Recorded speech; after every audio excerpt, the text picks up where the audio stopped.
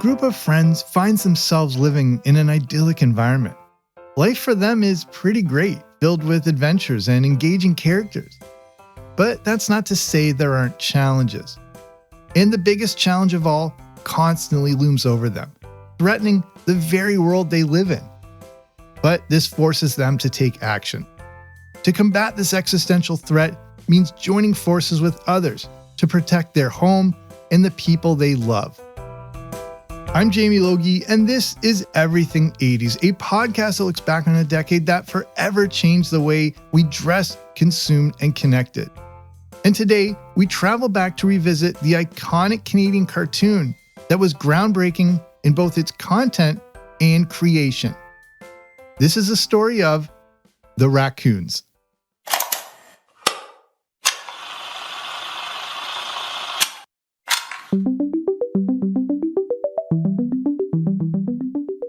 I grew up in Canada, and that meant access to both American and Canadian networks and programming.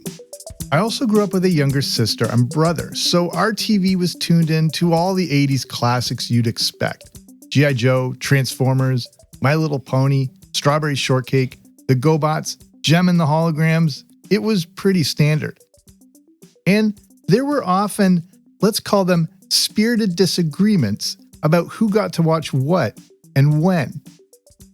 But despite age differences and interests, there was one cartoon we all could agree on: the Raccoons. This was one of just a few shows that seemed to cater to everyone in my household. Growing up in Canada, I didn't know how much of a Canadian production the Raccoons really was. And it was a very unique one at that, emerging and standing out during a time of excessive cartoon commercialism, and an era when creativity often took a back seat in favor of commerce. The Raccoons is a Canadian animated series that first debuted in 1985. Bert Raccoon lives in the evergreen forest with a raccoon couple named Ralph and Melissa Raccoon. Next, there's the evil Cyril Sneer. He's an aardvark and a scheming industrial millionaire. Sneer's goal is to destroy the forest where the raccoons live for his own financial gain. The true essence of this show is how the raccoons will continuously save the forest and thwart Cyril. There are other characters that are introduced over the course of the cartoon series, but we'll catch back up with that series in a bit, as the origin of the Raccoons goes back earlier than 1985, right to the beginning of the 1980s. Created by Kevin Gillis and Gary Dunford, the Raccoons began as a one-time TV special. Dunford was a writer, and Gillis had the ability to write and also create music. In a 1985 interview with the CBC, Gillis explains how he and Gary Dunford were working on another show together, and during the downtime, dreamt up the idea of the Raccoons. Originally envisioned as a live-action show, possibly in the mold of the Muppets, the idea evolved into animation. But an animated series about raccoons was a tough sell. Without any imagery of the evergreen forest or even some of the characters, it was a tough pitch. Would people like the characters and premise? Could human-like raccoons connect with kids? This story goes back to the 1970s, and it's years before the explosion of children's content in the 80s that we all know and love. At the midway point of the 80s, with so much competition and children's advertising restrictions lifted, networks seemed to take a chance on absolutely anything. Eventually, we got cartoons about a sentient Rubik's Cube, and a show about a teenager that morphs into a sports car. Any licensed product could be a cartoon. Pac-Man? Absolutely. Q*bert? You bet. How about a Potato Heads cartoon, but they're in kid form? Greenlight it. What about two separate cartoon shows about dinosaurs? One called Dink and the other called Denver. The latter who was in fact the last dinosaur. We had those too. There were just so many cartoon offerings trying to be the next big thing. For every gigantic hit like Transformers and My Little Pony, we got Shirt Tales, Chuck Norris Karate Commandos, and Laverne and Shirley in the Army. Those were actual cartoon shows from the 1980s. During a time of immense competition, it seemed like nothing was off limits when it came to kids' cartoons. But before the Wild West of commercials masquerading as cartoon shows kicked in, the network seemed a little more restrained and flooding the airwaves with cartoon content. This was mostly because legally they had to be, as excessive commercialism directed toward children was heavily regulated. So it turns out that going into the 80s, cartoon raccoons were actually a tough sell. But this didn't stop Gillis. After years of development, the first raccoon special, called The Christmas Raccoons, aired here in Canada in December 1980.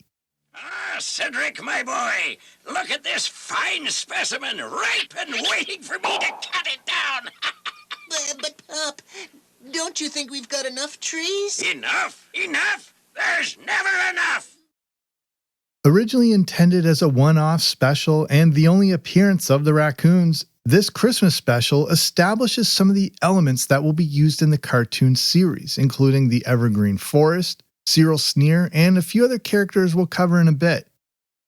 The special was created here in Canada by Gillis Wiseman Productions and animated in Ottawa at the Atkinson Film Arts Animation Studio. This is the same place that created a few Care Bears TV specials, The Adventures of Teddy Ruxpin, and the 1981 animated science fantasy anthology Heavy Metal. Narrated by the legendary Rich Little, the Raccoons Christmas special had its first run syndication in the US just a few days after it aired in Canada. And it was an enormous hit in both countries, both critically and ratings-wise. According to the Toronto Star, the Raccoons Christmas special was the #1 syndicated special in the US in 1981. The special was also sold to broadcasters in countries like New Zealand, Australia, Denmark, the Philippines, and Spain. The next Raccoon special was in 1981, called Raccoons on Ice, followed by the Raccoons and the Lost Star from 1983, and the Raccoons Let's Dance from 1984. These specials were so popular, they ended up being sold to over 30 countries and translated into 5 languages. Going into 1985, and because of the profound success of the Raccoons, it was time for a full animated series.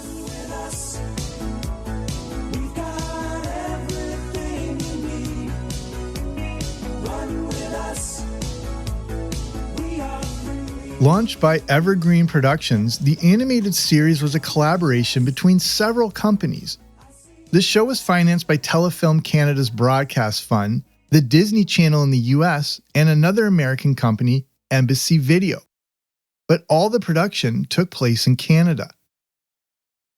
The Raccoons featured some notable voice talent. Bert Raccoon was performed by Len Carlson. Carlson was in some big 1980s cartoons like The Popples, Care Bears, and the 1988 Cops cartoon. Carlson was also the original voice of the Green Goblin from the 1967 Spider-Man series. Melissa Raccoon was voiced by Linda Feige, who also provided voices for the Babar series. In the first 2 specials, the voice of Melissa Raccoon was performed by singer Rita Coolidge, who sang Your Love Keeps Lifting Me Higher and Higher, as well as the theme song All Time High that you may remember from James Bond. Ralph Raccoon was voiced by Bob Dermer, who Canadians would also know as the voice of Sam from today's special. Dermer also provided voices for Canadian public school French classroom staple Télé Français, Bonjour, Allô, Salut. How great was it when that TV and VCR got rolled into the classroom? Cyril Sneer is voiced by Michael Maggi. And another interesting one is Schaefer the Sheepdog, performed by Carl Banas. You've probably heard his voice every year growing up, as this is the voice of the head elf from the Rudolph the Red-Nosed Reindeer special. Vanis was also the voice of the Jelly Pistol and the Misfit Elephant in the iconic special. Going into the debut of the cartoon series in 1985, the Raccoons had a huge advantage over other newly released animated series. They had already been successful on TV. Thanks to the 4 earlier specials, the creators of the Raccoons already had a good idea of what was working and what wasn't. They already had valuable audience feedback and were able to analyze what made the specials so successful. In the 1985 interview, Kevin Gillis explains how they were able to get information from broadcasters and distributors from around the world about what had already connected with audiences. They knew what specific characters and character traits were connecting with younger viewers. There really weren't any other cartoons that had this type of built-in market research. A show like Gem and the Holograms or Voltron had to approach the launch of their cartoon series not knowing exactly what was going to work. They didn't have 30 countries of broadcasters available to provide feedback on previous content. A lot of what we saw on TV in the 1980s was pretty hit and miss. This was an era with an explosion of new licensed characters and a time when networks had to throw everything at the wall to see what stuck. There was so much competition that years spent in development and testing for new content wasn't really an option. In the 1980s, when it came to children's programming, it seemed as if time was of the essence.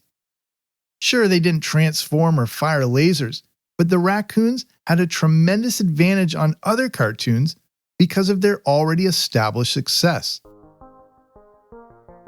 Because of all the information they had from audiences and broadcasters worldwide, it was easy to shape and hone the show and the characters for an animated series. Because of all the crucial feedback, the creators could dial up certain aspects of the characters that were working while downplaying things that weren't. There really wasn't a lot of guesswork with the Raccoons. For people who would be seeing the Raccoons for the first time, or for those with vague memories of the specials, the beginning of each episode brings us up to speed with the world of the Raccoons. We learn that the evergreen forest is quiet, peaceful, and serene. That is, until Bert Raccoon wakes up. Luckily, he has some good friends to help him out. Life would be simple in the forest, except for Cyril Sneer. And his life would be simple, except for the Raccoons. The first few Raccoon specials were big hits, but those were one-time events. Would a full series capture the magic of the original specials and engage audiences enough to keep tuning in week after week? The results would surprise everyone. Everything 80s will return after these messages. Not surprisingly, with all the previous success and valuable insights, The Raccoons was an immediate hit when it launched in the fall of 1985. Just 3 weeks after the cartoon series launched in Canada, it was already attracting over 2 million viewers. These were pretty astonishing numbers when you consider that in 1985, the entire population of Canada wasn't quite 26 million people. Also, not surprisingly, most of the audience were younger viewers. And interestingly, the age range of those younger viewers was from about 2 years old up to 11. That's a pretty significant range. If you think how a 10-year-old kid is going to have much different interests than, say, a 3-year-old, the Raccoons had an appeal that not many other cartoons could compete with. A 2.5-year-old kid will happily watch Sesame Street, Polka Dot Door, or Play School, while an 11-year-old might be more inclined to more action, adventure, or fantasy-based cartoon shows. It can be pretty hard to get an 11-year-old and a 3-year-old to agree on the same show. But everyone seemed to be happily watching the Raccoons together. It seems as if my household wasn't the only one where a wide age range between siblings wasn't a detractor from viewing this show.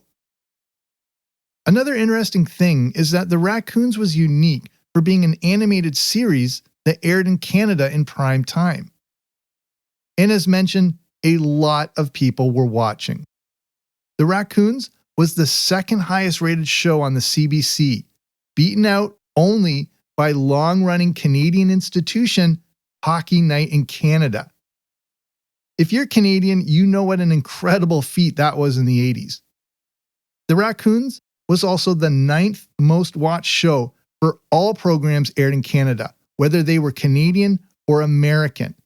That's all shows: Family Ties, 60 Minutes, Monday Night Football, The Cosby Show, Knight Rider, Magnum PI, all of them. Again, a pretty astonishing achievement. In the US, the Raccoons actually debuted earlier, launching in the summer of 1985 on the Disney Channel. With strong scripts, music, and animation, the Raccoons clearly hit on a winning premise. The voice actors brought the characters to life, and this influenced the animation style, which was driven and influenced by the voice performances. I also really think it was the music that helped solidify the Raccoons as such a beloved hit. The theme song Run With Us was composed by Gillis, John Stroll, and Stephen Lunt.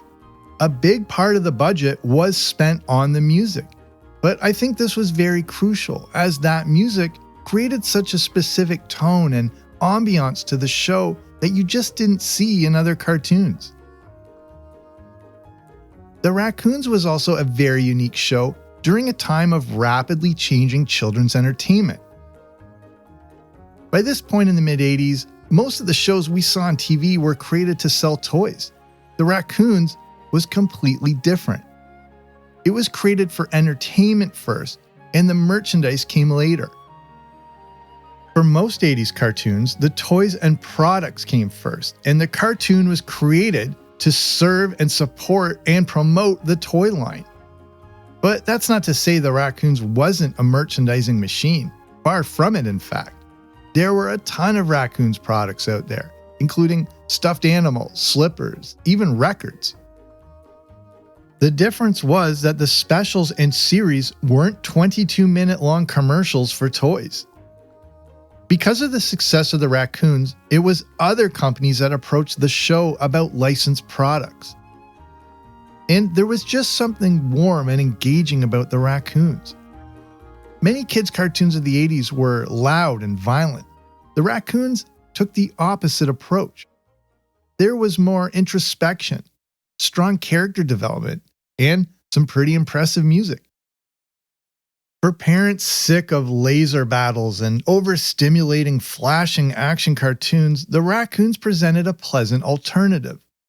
The show just seemed more calming than the barrage of loud, in-your-face content that dominated Saturday mornings and after school. There was a more sophisticated element to the Raccoons. And this was a character-driven show, as the characters on the Raccoons went through significant growth and self-realization. This is a cartoon that went beyond just a simple formula of good versus bad, as all the characters had layers to them. Even the evil Cyril Sneer.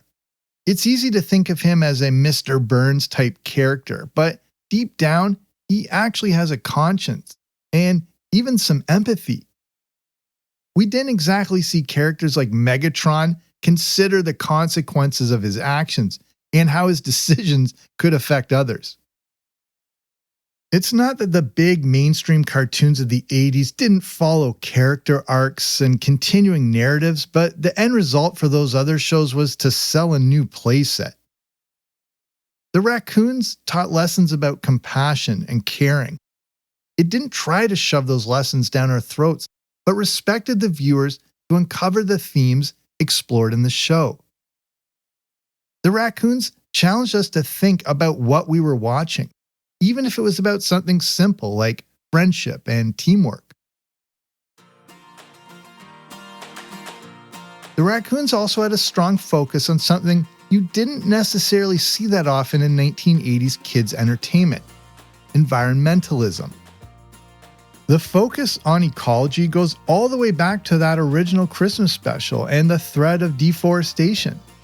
This continued in the second special, Raccoons on Ice, where Cyril Sneer tries to build a dome over top of the lake where the raccoons play hockey. Throughout the series, the theme of environmentalism continued to be explored, as did corporate greed, all reflected through the character of Cyril Sneer. But it wasn't exactly common to see climate issues covered in 1980s content, especially in a kid's cartoon. The series' focus on environmentalism even won the show a Canadian Federal Minister of the Environment's Achievement Award for communicating environmental awareness. As the show continued, a few things changed. After the first season, Gillis and producer Sheldon Wiseman set up their own animation studio called Hinton Studios. The new studio opened in Ottawa, Ontario, keeping the production of the show within Canada. This studio eventually turned into Lacewood Productions and provided animation for a number of episodes from the first season of Ren and Stimpy. Over the next seasons of the Raccoons, we also saw changes in the use of certain characters.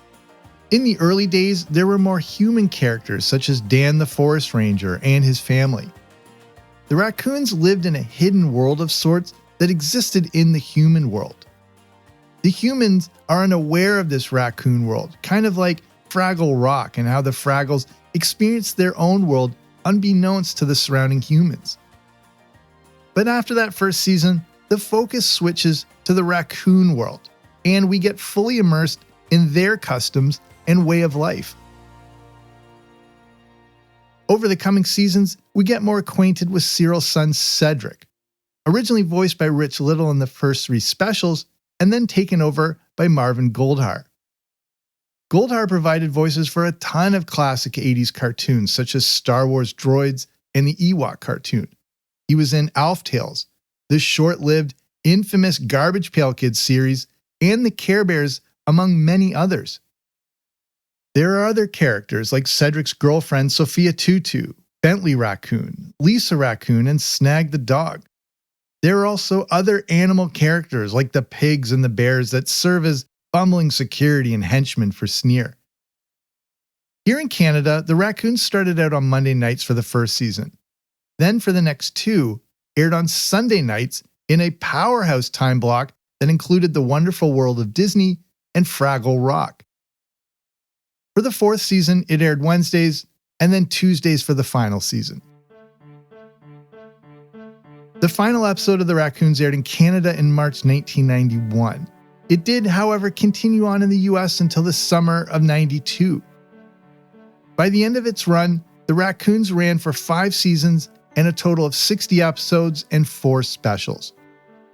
By the end of its run, The Raccoons was a show with true universal appeal and was seen in an astonishing 180 countries. The Raccoons was also groundbreaking in that it was one of the very first Western animated series acquired by China Central Television. The Raccoons was also unique in that it, along with another Canadian-created show, Fraggle Rock, was one of the first few Western shows acquired by Russia State Television. Over the course of the series, the Raccoons appealed to people in countries all around the world, but it also shared some Canadian identity. The Evergreen Forest looks like it could be set in British Columbia, but also looks like the Gatineau Hills that run through Ontario and into Quebec. The show featured true character progression as the once evil Cyril Sneer ends up becoming more of a friend to the Raccoons.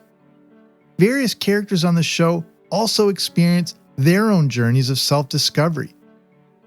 The characters on the show were far from perfect, but that was a big part of the appeal, and it helped make them so relatable.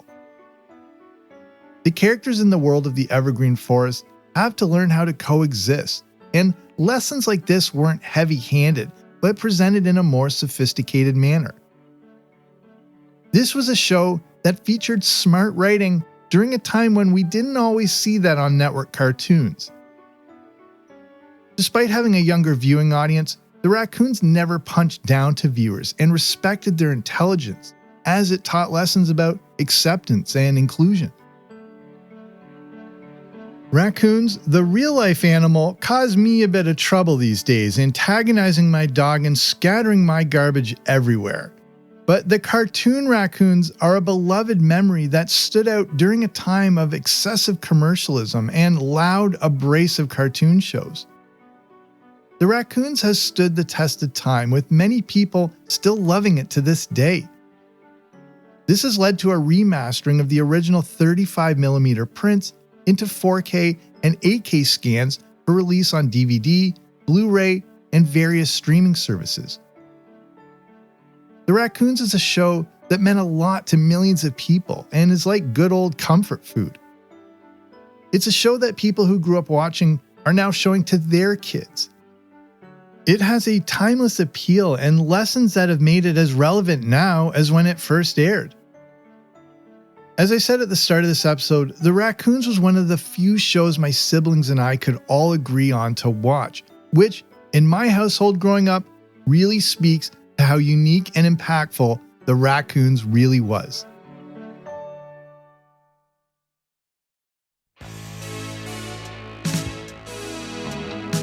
So that's our show. Thank you so much for listening. If you like what you heard, there's plenty more where that came from, and here are some more suggestions for further listening. A good companion piece of this episode is my show all about the rise of cable TV in the 80s. I also have specific shows devoted to classic 80s cartoons such as G.I. Joe, Transformers, and Jem and the Holograms. But there are a ton of previous episodes that dive back into all aspects of the decade we love so much. If you haven't already, be sure to subscribe wherever you listen to podcasts to get them sent to you every time I release a new episode. If you're in a position to do so, you can consider supporting this show by becoming a member of patreon.com. That's a platform to get access to bonus audio content, which includes the Everything 80s Movie Review podcast, where I review the good, the bad, and the ugly of 1980s movies. If you want to learn more, you can head over to patreon.com/80s. That's patreon.com/80s, or click on the link in the description. So that's it from me. I'm Jamie. This has been Everything 80s, but I'll be back soon with a new episode. Don't you dare miss it.